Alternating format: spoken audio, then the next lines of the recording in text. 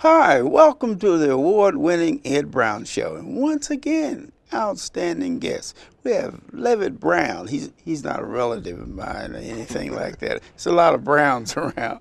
But anyway, he's president of the Laurel Boys and Girls Club, one of the largest boys and girls club in the county. And Lvet, welcome to the Ed Brown Show. Tell us, how did you get involved? Give us your background there. We were talking about the firefighter. How did you get involved with this? Well, first of all, I want to thank you, Ed, for allowing the Boys and Girls Club to come on here today. It's truly an honor for us in the club. I became involved in Boys and Girls Clubs almost 30 years ago. My mother, she ran Boys and Girls Clubs. I'm basically. So you were born with it? I was born with it. I'm from Berry Farms. Berry Farms. But we traveled. We've been to Japan. We've been everywhere. And everywhere we went, my mother worked for clubs. And so we were heavily involved in it. There's 6 of us. Yeah, you know what backhands are, too. Extension cords and, and all of that. So, I was introduced to all of that stuff, too. Josephine didn't take no. No, and when your neighbors whooped you, when you well, went you have home. all brothers? No, I have 2 sisters. 2 sisters. And, So it was just 2 brothers. boys, boy. She had to have a boy. Yeah. So just kind of grew up in it. So became heavily involved with it and know how great they work in their communities.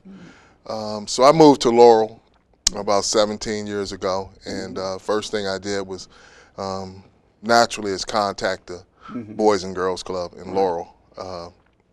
I was surprised by the lack of programs that they had down there. Basically, they had athletics only, no other stuff to well-round the child. And the facility was in total disrepair. So what I did was I said, okay, well, I don't want my kids to be a part of this one. So I contacted Langley Park, and same conditions. So I went to the club, and a guy named Murray Miller was running the club at that point, and he said, well, why don't you get involved with the club? So I did. I contacted then Mayor Frank Casula. Casula, that's my man. Yeah. I've known him for years. Yeah. When I was on the planning board, he was on the council, I think, county council. Well, I tell you, he was a great, Casula. great person. Oh yeah, Absolutely. Right. I worked with him. And he, he basically held my hand, and I went down there and we met, and I decided to become very involved with them. What is he doing now? Well, he's passed away he passed? now. Yeah, oh, he's wow. passed away. I can't remember when it was, but great loss to us. Yeah, to Prince George County. Absolutely, No doubt about that.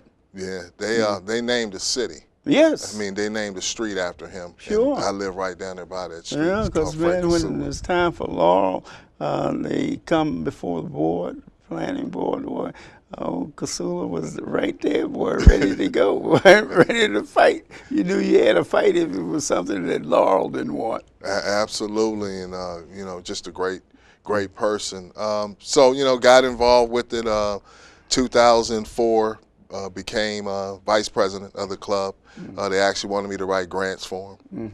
So I did the grant thing, and then like a month and a half later became president of the club, and just saw a lot of things that we needed to do. Brought Mom in, of course. And and had her sit down, and we looked over some things that needed to be done there. And one of the biggest things that stood out with us is that we really needed to get the community involved in this endeavor. Yes, right. Well, in doing that, did you rely on volunteers, or that's a tough job. You got to get people in the community involved in it. Absolutely. As president of the club, I could tell you firsthand that it's very tough. You're dealing with volunteers. Yeah. Right. Because you just can't say to them, No. hey, you know what, you're fired. Type of deal. So Right. they really have nothing to lose. Their heart is there. Yeah. So it's very tough. Basically, you rely on a few individuals One of the ones that really sticks out for me is Adrian Russo. He's been involved with the club for a long time. Spends hours down there mentoring children, coaching, testifying on the club's behalf. We just owe that gentleman a lot. He recently ran for office, wasn't successful, but just excellent mentor for our children. The club came into an existence back in 1954. Two brothers came together and they basically did baseball. Oh, Yeah. Usually the clubs they get one sport, and a lot of them in Prince George County is centered around track because of the fact that it's doesn't cost anything. All you do is run, you know what I mean? And then when money's scarce, well, track was an ideal thing. And baseball, where all you do is find a place, to play. But those sports are very, very important. And Absolutely, and I tell you, speaking again about the volunteers, the folks that volunteers with the Prince George's County Boys and Girls Clubs, it's tremendous. I mean, those people, they come out of their pocket and make sure that these children actually get what they need. I think Prince George's County services almost 33,000 children and through their Boys and Girls Clubs, and a lot of it's the hard work of those volunteers.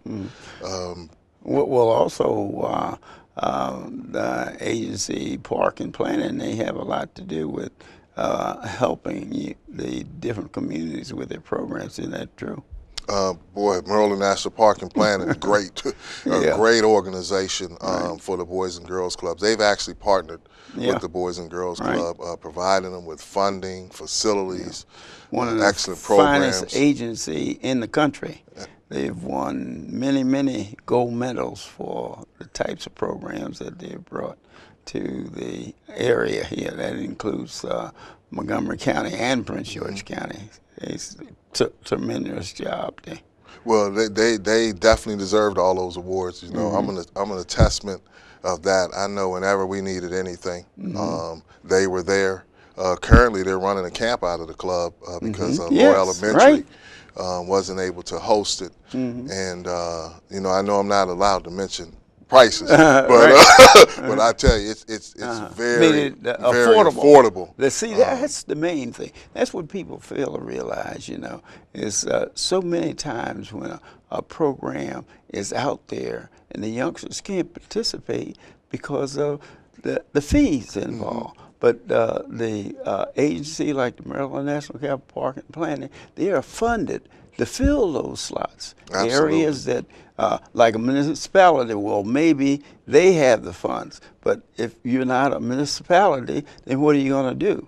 You see what I mean? You have to fund it yourself, see? And so I think that's where the commission really comes in, and I think they should be commended for the Sports and Learning Center that they have there in Landover. I've been over there. In fact, I was over there today working out the seniors and everything, and the youngsters, the swimming classes, gymnastics, and what makes that facility so very different is the fact that they have a learning center. They have computer. They're right up with the times. They have computer classes for everybody, seniors on down to the terrible twos, you know what I mean? That they get introduced to. And that facility there is just outstanding. And what they're trying to do now, I'm sure you're going to hear about it, get stands on the outside. See, everything is the Olympic size. For instance, inside the pools, the gymnasts, everything is the dimensions of it, and outside. And what they're trying to do now, get stands on the other side so they can produce some revenue for the community. You see what I mean? Have the championship games for the Boys and Girls Club and that type of thing over there. And they have all kinds of facilities that all the organizations are now using, which is just wonderful, you know what I mean? And your organization, just tell us some of the highlights of some of the things and while you've been there that you participated in. Well, they came in existence in 1954. I got there in 2004, became president. What we did is we changed it around. Club was in debt, building was in total disrepair. We've actually now started to get those things together. We've added a pilot program in the county for Boys and Girls Clubs, Okay. which is to pick kids up from school. Currently, we pick up 22 kids in the When local you say schools. pick them up, what do you mean? You pick them up from class and take them to the center, or just how did it work? Well, what we do is we pick them up from their school. Once the school is over, completed, like for example at 2 o'clock, we go pick them up from the school and transport them to the club, where they're giving tutoring, mentoring. Oh, are the parents involved with this? They have to give permission. How does that work? Yeah, the parents definitely have to give permission in order for us to pick them up. Basically, what we're doing is what the clubs are doing nationally. We're trying to bring it here to Prince George's County. And it helps the parents. Parents know that their kids is in a safe facility. They know they're learning. They know that they're also getting the recreational portion of it because of the obesity in this country, so that they feel safe that their kids are there. Name some of the key sports or programs that you have going now. Well, we have the after-school program, like I said, where we pick them up from school. We also have mentoring that we do there for. I mean, and what do you mentor youngsters in? What subjects? We just basically teach them how to be good citizens. We transport them to like colleges and recreational events because we have a partnership with the University of Maryland. We're actually able to take them to basketball games, football games. We take them to colleges where they can see that environment and they get to appreciate. What about participation of the youngster?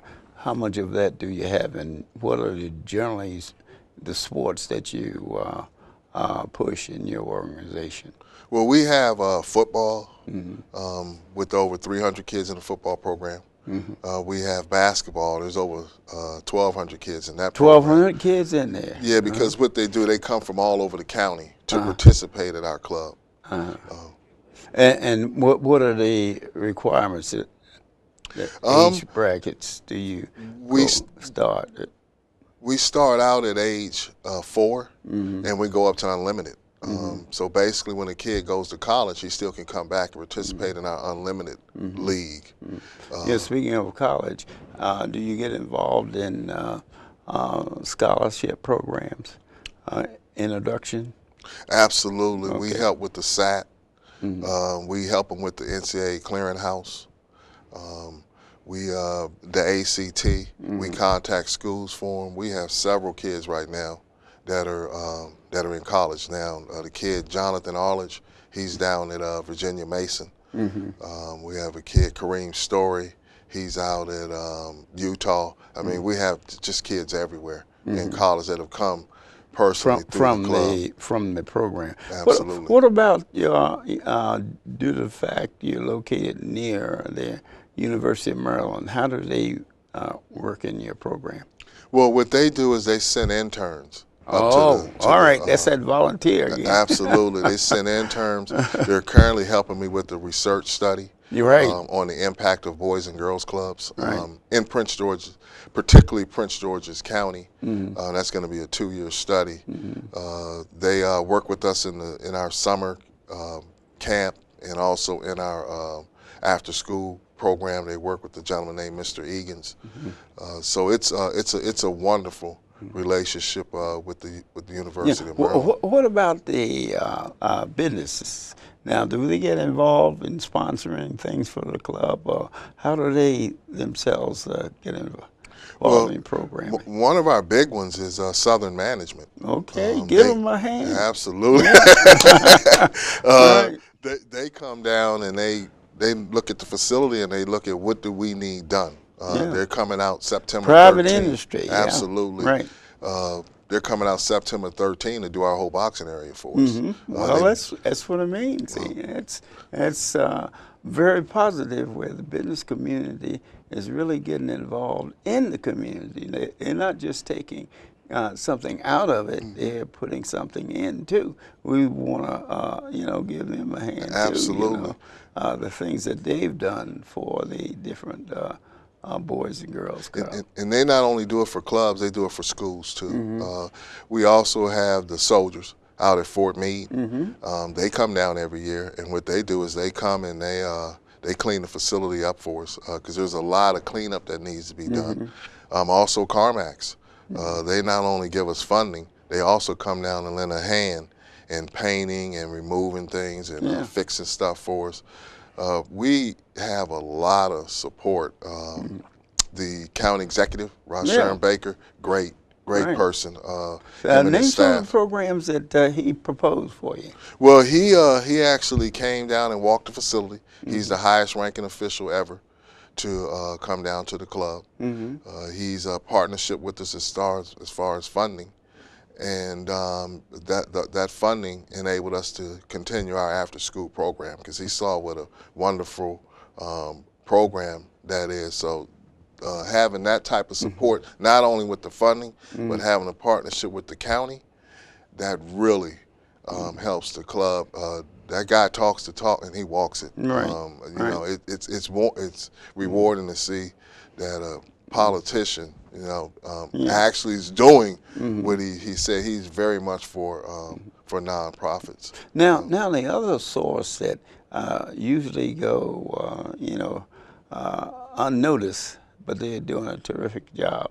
The senior citizen, better known as the evolutionary elders. Now, they are trying to mentor young people, and it's a lot of senior citizens or retirees like Frank, our volunteer camera person here, that volunteer their time to programs.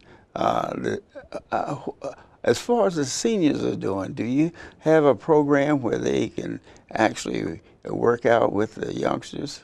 Absolutely. If you go to our website, you'll see on there where a gentleman and his wife were just awarded by CTV. They came out and they did a little bit of documentary on him and his wife, Mr. James Egan's and Miss Egan's.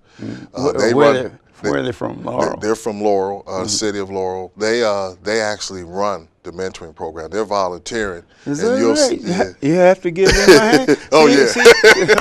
All right. The mentoring program, a lot of people, they take it for granted. Absolutely. But that's what I call untapped resources. That's individuals that have so much knowledge, and they're ready to work with the youngsters to pass it on. And I'm one of those, evolutionary elders. Got quite a few people in the organization, and that's what they're trying to do. They're trying to get the seniors and the young people, and the Boys Club is ideal. Recently, senior Larry Colbert, he's from Bowie, I think. He just received the medal. Now he's up there, and he's running track with he's with the Glen Arden Boys Club. Wow. And he's running track with them. He's doing everything, and mentoring. He's in the senior category, you see.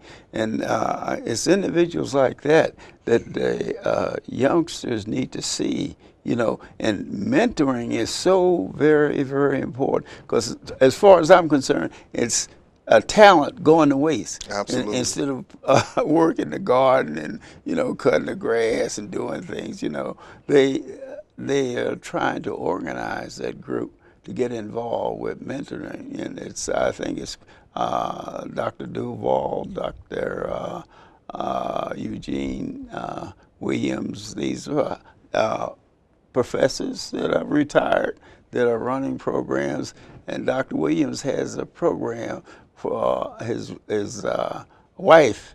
You're talking about most kids hate math. She makes math. She tutors. She makes math enjoyable. She used to teach at Bowie State and the community college.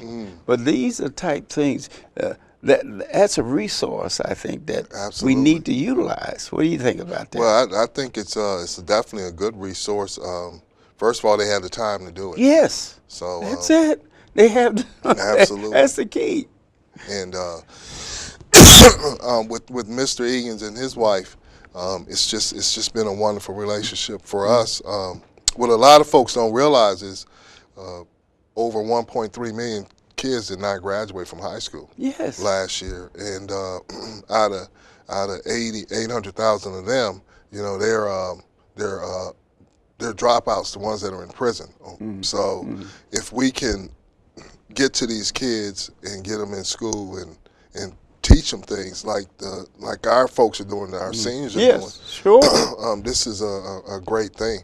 So I definitely applaud and Yes. would love to get more seniors As a involved. senior. At the So club. all you seniors out there, you want to get involved in the Laurel Boys Club, here he is, Mr. Brown here. All you do is give him a call there, and he can certainly use your talent. Any kind of talent. It doesn't make any difference. You don't have to have a PhD and none of that.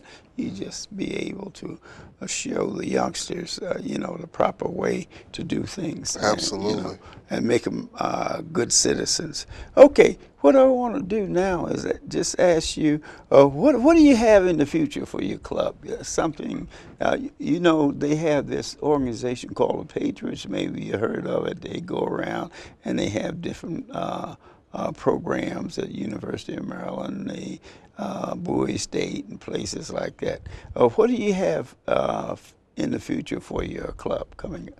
Well, right now, for us, our future is we're actually trying to get the club expanded. We're trying to fix other parts of the building up to make it accessible to the community. You need some volunteers Absolutely. too, right? And we and need private industry. You need private industry involved. Absolutely, and we do have. I've been in conversation with Councilwoman Mary Lehman, Good. who has been very supportive of the club.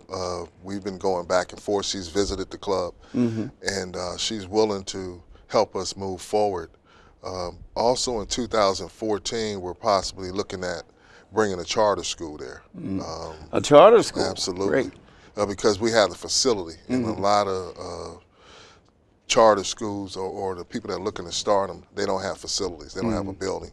And we do have that. So. And that's where a private industry gets involved in, getting them involved in sponsoring. Absolutely. Yeah, because everything, I don't care what it is, takes money. And actually, as far as raising money, I think the seniors too have done a terrific job in the different projects, like with the Boys Club all around the county. Yeah, well, speaking of the funding thing, one thing that I think that we should definitely fund is our children. Anything that has to do with our children. I worked with a gentleman named Mayor Rice, Norm Rice, back in Seattle, and he was a mayor then, first black mayor. And basically what he said, you can never go wrong as far as taxpayers are concerned if you're spending money on children. Right. That's our future. That's our biggest resource. Right. No if and and buts about. And that's what the evolutionary elders think in terms of, they are the future. This is time. Mentor some child. You know what I mean? Get involved. Your organization, the county's organization, the different things that's why we're talking about the facility, a sports and learning center, make that a facility. Well, it can make money, you know what I mean? Just like the different boys and girls championships that they have. We have the #1 facility in the country. Now, I've been around for a long time. I've seen them. And what we have, that is utilization of that combination of education along with leisure, and it also helps bring the young people together. I think the director was saying 83,000 senior citizens used that facilities last year for different programs, starting with, most of them are not literate as far as computer and technology is concerned. Hey, this is right in the neighborhood. And you know, guess who helps the senior citizens with the with the electronics? The youngsters. Exactly. They love it. You know what I mean? To bring the grandfather or the grandmother. You know, they show them basically what they have learned. You see, and when you see that, then you know that the system is working. Absolutely. You know? See, and that's so very important. Those are the two largest groups going, is the seniors and the young people. Mm-hmm. All the people in the middle, they either just left the team or they're going into retirement, you know, one of the two. So what do you want to do is, like your club, I have to commend the club for the things that they're doing for the community there, you know, as far as giving them an opportunity. Mm-hmm. And see, that's the main thing. Now, what's that number you said they want to get involved in? They want to volunteer for something there? You can give us a phone number. They can give us a call. Okay, now you can't do all this by yourself. Let's give some of the credit to your staff. Name some of the staff members, the people that quickly. Well, I've already mentioned Mr. and Miss James Egan's, wonderful group. Okay. People. Miss Harry Cox is another one that we definitely commend. Lori Russo. Okay. I could just go on and on, but the person that I really want to commend is my mother and father. Hey, don't forget them. Okay, this has been Ed Brown, and once again, outstanding guest here is talking about the young people in Laurel, Maryland. They're doing a terrific job. If you're in Laurel or if you're out there, volunteer for something. When is the last time you volunteered for something? See you next time.